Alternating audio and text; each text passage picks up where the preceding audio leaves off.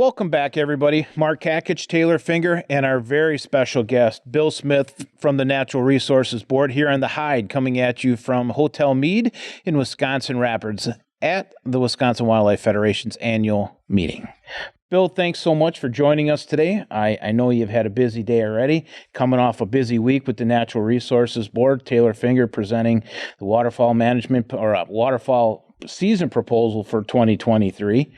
And how did that go? It was relatively painless on my side. It was nice. It's nice having, everybody, come together and provide input, to provide the feedback for the constituent groups that they have so that we can share that with the board. I meant from Bill. Oh, sorry. Oh. Well, first of all, thank you for the invitation to join the Hyde here and have a discussion. I look forward to it. And the waterfowl rule, when it hit the board, it was fairly contested. There were people that had very strong feelings. The good part of that is lots of people were really invested in waterfowl and very supportive of it. They just didn't agree with one another. And again, when you have setting the seasons for, 65, 70,000 waterfowl hunters trying to do the best that you can, is you're going to come out on one way or the other. Some people be happy, some people won't. Yep. And any hunting, fishing issue, it's hard to get everybody on the same page. You got to try to find some common ground, and you got to try to play nice with everybody and hope everybody comes back with a smile. Right. The thing that made this a good decision for the board is there was a good set of data that had been developed. You guys had done some survey work. Other people had done some. There were hearings that have been held. There were public meetings. So we had a really good take of the public input, where it came from, and generally how people were going to be affected by this. Now, it isn't a fully democratic process. In other words, if you have 21 votes for and 20 against, that doesn't mean that 21 always gets it.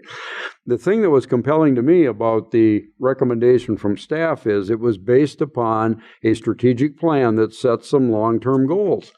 And the recommendations were focused on making progress on those goals. And the other thing is they involved increased opportunity for the public.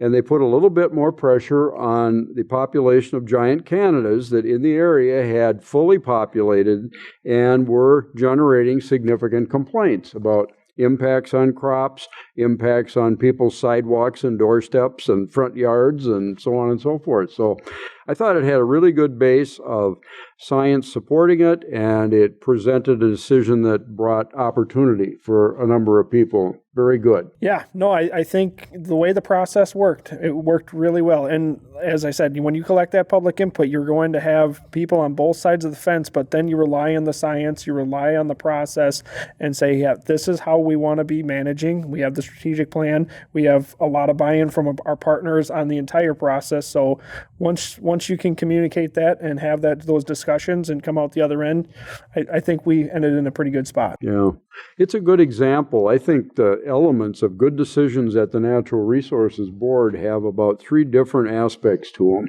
One, there's a legal framework that we have to work within. It's state statutes, it's federal law, and the authority of the board and the Department of Natural Resources is clearly defined by that. We have to stay within those bounds.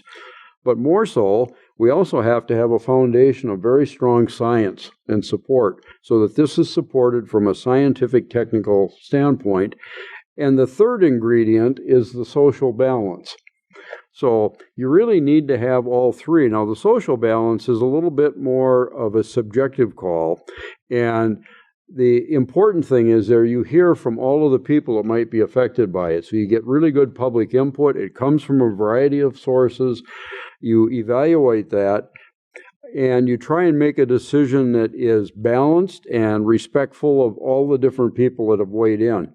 Now, it's impossible to make a decision that's perfect for everybody, but you can at least understand their needs. You can try and find some middle ground that brings the benefits of a good decision, and it minimizes the downside. So that social balance and sensitivity is really the part that often is the part that gets the most controversial, because people feel so strongly about natural resources. Absolutely. So tell us about Bill Smith, right? Bill Smith, 35, 36 years with the department. Yep. Right? Just under 35. All right. So why don't you just give us a play-by-play on how you made it through to where you're at right now? Now, I understand that could take a little bit, so we got to condense it, right? Just so we get done tonight. My secret to longevity is I showed up for work every day. And every day was, I never had a boring day in the office. Every day was full of exciting things and changes. But basically, I'm a conservation guy. I grew up with those values as a kid. I enjoy those in my private and personal life, and I've been fortunate to be able to have a career in conservation. Well, I think you can't get rid of me. Well, right now I can tell you we don't want to. Let's see if we're here tomorrow in 15 minutes. Right. Tomorrow might be a different answer. Right. But you know what? I can honestly tell you that when you were elected chair of the Natural Resources Board, I talked to probably close to a dozen people that day, and everybody said one thing unanimously, and that was, it can't get any better right now for the people in Wisconsin to have you lead the Natural Resources Board.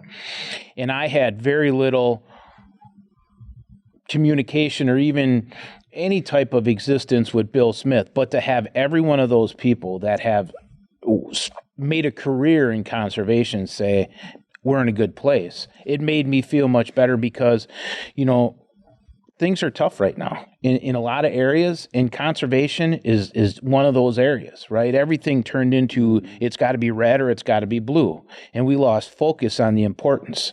And hopefully now we can get back focused, and the department and the Natural Resources Board and all the stakeholder groups can get back to conservation for everybody in the state, not just the 70,000 waterfowl hunters or the 600,000 deer hunters, but everybody that use our parks, rivers, lakes, our walking trails. It's a breath of fresh air that hopefully we all can enjoy, and hopefully that it's just one more notch on your belt for a legacy that you're going to leave. You just see my shoulders sinking a little bit on every word. I'm trying to get Taylor to carry more of the weight. It's a big expectation, and I take it seriously. But I think those people you talk to, you must have got them right after the election in that little brief period they call the honeymoon. Right. It worked, though. Before I do anything, and as soon as I do something now, it's all starting fresh again. Well, it's a important position. It's controversial, and it's important to me. And I approach it really from a sense of duty, for public service, for the conservation world. I don't have any illusions that I'm going to work any magic, but I'm going to try and emphasize a positive approach in being open and fair, dealing with the public, and serving them as their board. Because the Natural Resources Board is a citizen board, and the unique thing about it is the Natural Resources Board is not just an advisory board like you see with so many different programs in so many different states and locations. It's a board that has individual and unique authority, been given to us by the legislature many, many years ago. And that authority includes decision-making authority on major policy items within the scope of the Department of Natural Resources. We do the big policy stuff like master plans, sometimes species plans, and rule changes that really, when a general statute is passed, the administrative rules take the general guidance from the statute, and then they develop the details of how that's going to be implemented. So every one of those administrative rules that the department develops has to go through the board and be approved, and then it goes to legislative committee for review. And they also then can push it back or change it. But that decision-making authority is very unique, and it's really the authority for the citizens.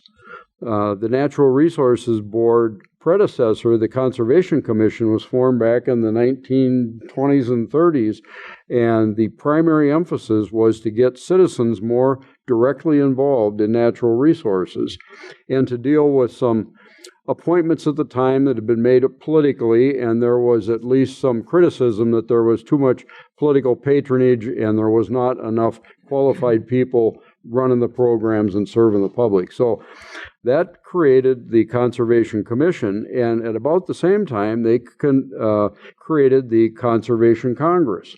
Again, a citizen body whose statutory charge was you advise the Natural Resources Board on the full range of authorities that the board works in. Sure. Yeah. I think it's important that you hit on it there, is that for everyone that's listening, that you guys are the voice of those people. So make sure that people reach out to members on the these are your voice for those types of issues. So don't hesitate to reach out on something that is controversial, to give you a call, to give other members on the board a call, because that's how you can reach then back out to us as species specialists to get those questions answered, to make sure that there are certain topics that are covered by the department, because there's a lot of concern from folks on certain things.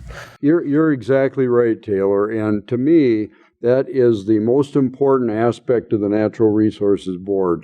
The board faces lots of really controversial decisions on specific conservation issues. But the important thing to me is that this is a citizens board, and there are 3 priorities that I've given myself for this year. The first one gets to your point of constructive, collaborative relationships between the Natural Resources Board, the Department of Natural Resources, our conservation partners, and all the citizens that we serve. Because this is a citizen board and it's formed to serve the citizens. And in order for us to do that, Taylor, as you indicated, we need to hear from the citizens. We need people that are willing to step forward and talk to the board, give us their opinions, give us their advice, and your advice will be listened to, and it will affect Natural Resources Board decisions.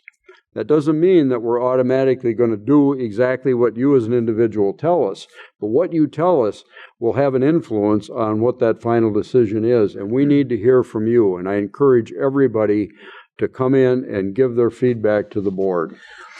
So that's my top priority for this year, is that collaborative, constructive relationship with all the people in the conservation world, or people that have an interest in it. The second one is to present an environment at the Natural Resources Board meetings where people come in to testify. I want an environment there that is friendly, that is comfortable, that's welcoming, and receptive to everybody that wants to speak to the board, no matter what the issue is, and no matter what their position is. It may be contrary to the mainstream.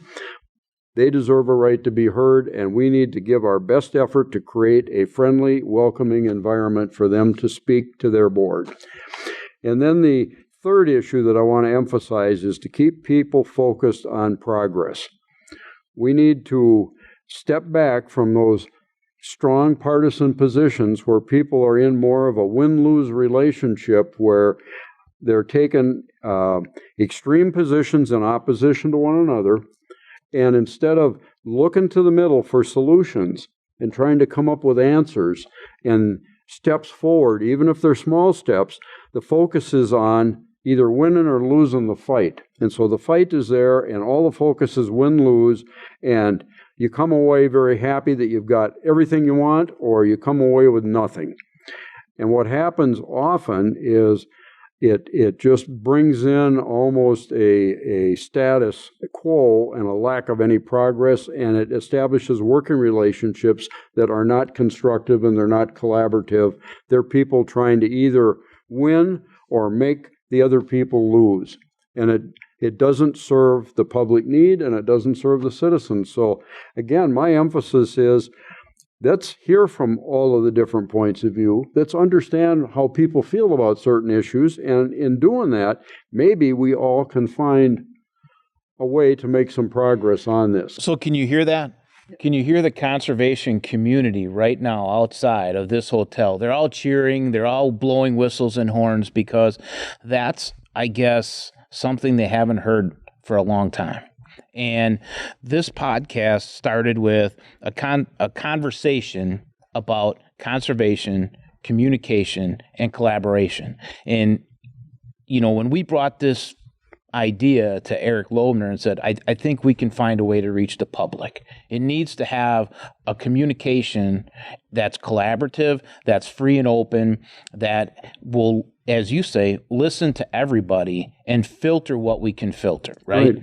And I think having that ambition and need is the most important thing that we can do to further conservation in Wisconsin. No other state is like Wisconsin. I've been a lot of places. I've been blessed with some jobs that I've had in the past that afforded me opportunities to see other places. And go duck hunting in California, right? Good luck. You know, you can go hunting and shoot a lot of ducks in Louisiana, but realistically, have fun.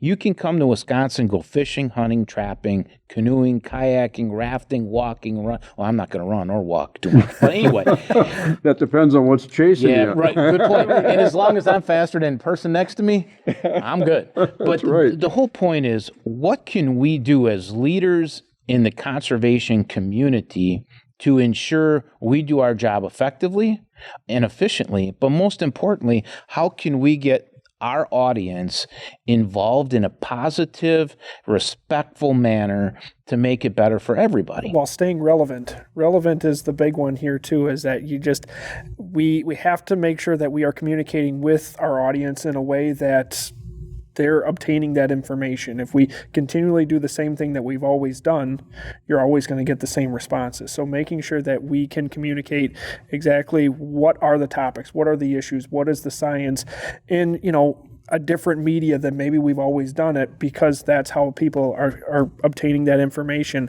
I think that's where this podcast is definitely going to help. Yeah. And then once you've connected with people, being able to listen effectively, to hear what they've got to say, process that, and really understand what their values are, what their needs are, their priorities. And in doing that, I think if we can get all of the parties together, if people approach it that way, there is at least an opportunity to find areas where we can make progress. We may not be able to get everybody together to say, yep, we all agree it's a wonderful idea, but there may be elements of that idea that have overwhelming benefits that we can move forward, and we can minimize the downside for the people that are affected by it. We can manage that. Having that respectful environment, I think, is the key thing. Rather than just listening to respond, you're listening to listen. Yep. And I think that's going to be key for moving forward. Yep. Organizations that have bullies or people that manipulate certain topics, we find every day. And it takes strong leadership in conservation organizations and other private organizations to end that, and to give the opportunity to everybody in that organization to create a successful and healthy environment. And, we just had George Meyer in here. We call him the man, the myth, the legend, right? That's right. Because he's earned it. And one of the things I said to George was that I hope I leave my kids with a legacy that they're proud of, right? That, when they someday talk about dad or grandpa, that they can say, yeah, he did a lot of good. Yep. And that's my goal in life. And being part of this organization and knowing folks such as yourself and Taylor and George and Mark and everybody else, it helps make that process not a dream, but a reality.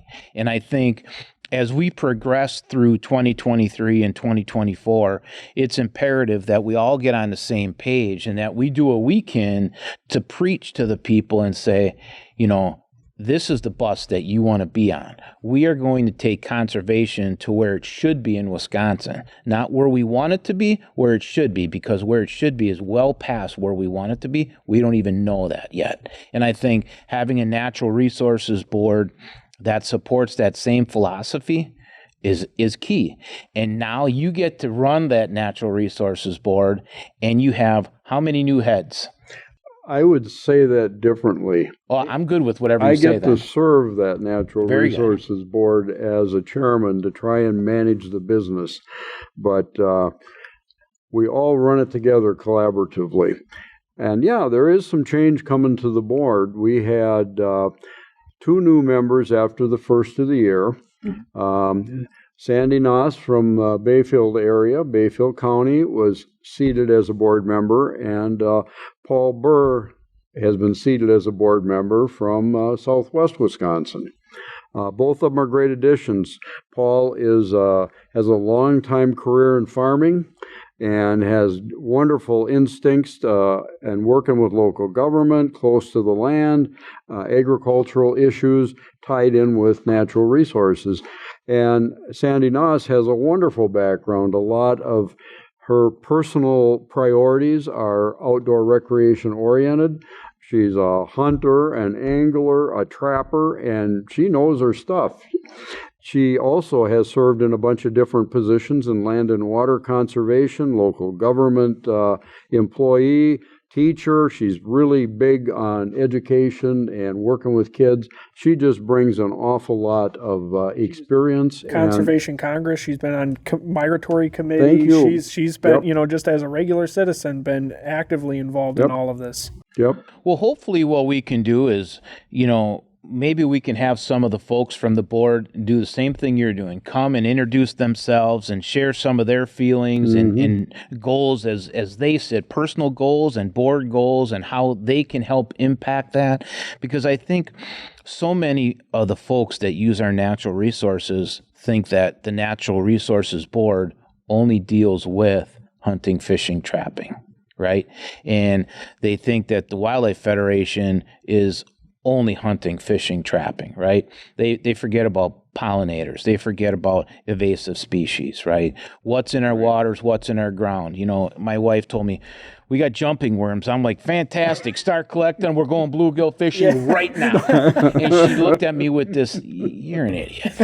I'm like, okay. But the point you make, Mark, is a good one, and that is the natural world is completely interwoven. There aren't separate little pieces out here. The quality of your water, the quality of your soil, the quality of your air is interwoven with the quality of the habitat, the fish, the wildlife, and all the other natural resource things that we value. And one influences the other. You can't just isolate on a species and hunting without stepping back and saying, okay, what about the habitat here? What is the quality of that particular population? Are they picking up PFAS, and do they have PFAS in their system? Is the deer a CWD contaminated deer? Do the fish have mercury in them? Do they have PCBs in them? And now do they have PFAS in them?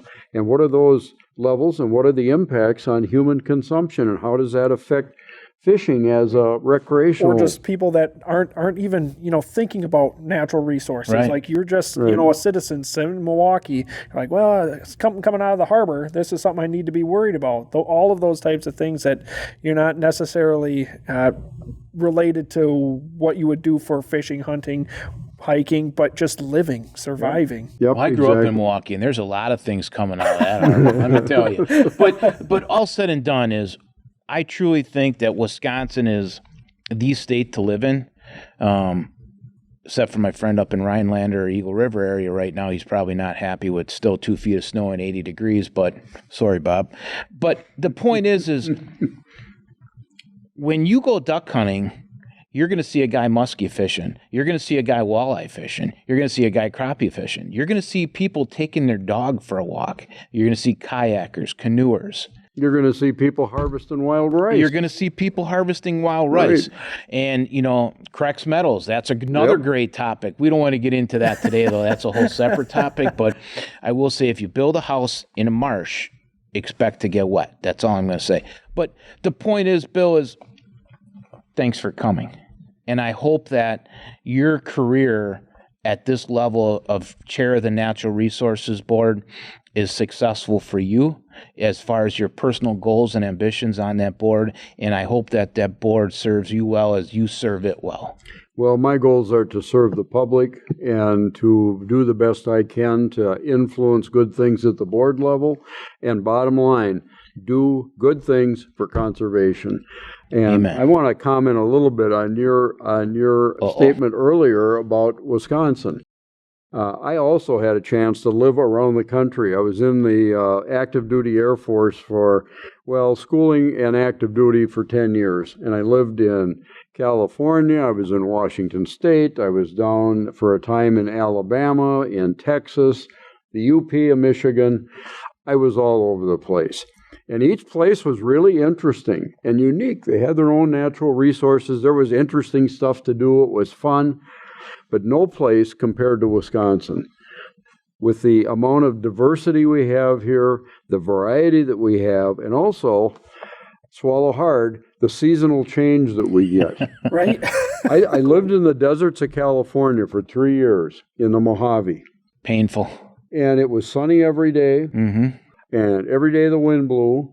And the people that liked to golf and play tennis, it was heaven because they knew what the weather was going to be every single day they were there. It got to a point where I wore the same clothes all year round. I didn't know. My whole biological cycle was turned upside down.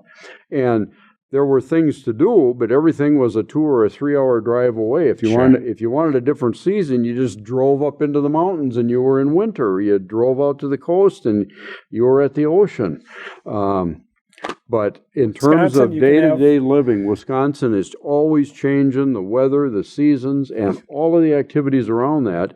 And we're in such an important place in the tension zone that there is tremendous diversity in habitat and species and fishing and hunting and hiking and kayaking and all of this surface water.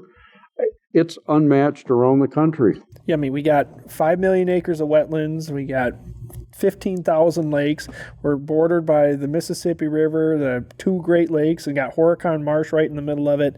You couldn't ask for anything better. I mean, this week we have all 4 seasons. This week. Yeah. We got 81 degrees, and then they're talking maybe 4 or 5 inches of snow on Sunday. So You're happy about that? I'm over it. right after 7 months of winter. So All said and done, it's a great place to be. And I like to think that the people that are leading the state are good people. And you have my support. You have the Federation's support. And I know that the department is definitely happy right now. Tomorrow we get to sit with Adam Payne. I get to sit with Adam Payne. I look forward to that because I get to convey the same message to him as we had today, and I think he's well suited for his role as well. He is very well suited. I had not known Adam before he was appointed secretary, and we've had some heart-to-heart discussions, and I can tell you he is committed. He's full of energy. He's got great ideas. He's open-minded. He's flexible. He's interested in finding solutions. And he will emphasize a positive working relationship. And I am really excited to be working with him as the secretary. And the relationship between the board and the secretary is going to continue to get better. That's fantastic because that's all we can ask. I think I look forward to having you on this show many more times. I look forward to meeting the rest of your team, the rest of our team, right? And I think that 2023 is going to be an excellent year for the Natural Resources Board. I think it's going to be a year of outreach. I hope to see you at the Hunters Expo in August. We do a lot of work for that. Taylor and the department are significant contributors to that. We had some great speakers coming there. I think that it's endless. When they put us in the ground, we're definitely going to be tired. Yeah. Well, I have to say, too, in all my years of working in conservation, the people I've run into almost entirely are people that are just quality people. And the reason for that is they're working on something that's bigger than they are, something that has consequences beyond their time on Earth, and they're doing things for future generations to make things better. They're people who are committed, and they give of themselves, and they're trying to do good things for conservation in Wisconsin. And it's just been an absolute delight to be working in and around people of that quality for my whole career. It's a high point of my life. Agreed. I think that what you said is the backbone of success for the future going forward. And why we get into this. Right. As a professional in conservation, what you just identified is why you spend an entire career doing it. Yep. Right. And I thrive on what I've seen from the people that we serve. I get so many stories and feedback from people that talk about their experience at a state park, their experience out fishing, their experience out hunting, hiking, kayaking, boating. And to them, in their particular choice of activities, they have significant family memories built on that, and conservation is such a big part of the quality of their lives. What we're doing is creating opportunities for people to have lifetime experiences. Makes it worth it. Yeah. It is absolutely worth it. Yep. And I want everybody to ask, what can I do to support conservation? Because you don't have to hunt, fish, or trap. You can go buy a duck stamp and know that 98% of every penny in that federal duck stamp is going back to conservation, right? That means butterflies, plants, fish, air, water. It gets you into every federal refuge. Yep. Yep. So that time has come. At 9 o'clock, I turn into a pumpkin, so I'm well past that. Okay. But I personally want to thank you for taking time out of your evening to come join us on the podcast, to sit with us, share your experience, and share your goals and your future for this great state and the people who use its wonderful natural resources, and look forward to a great career as chair and hopefully a long-lasting relationship with this podcast, because I know for a fact that I personally would love to have you back on, and I look forward to it. And Chase Baker, the man behind the camera, setting up everything, trying to make us look halfway decent up here. Chase, thanks for everything that you do for conservation and all of the stakeholder groups that you help out.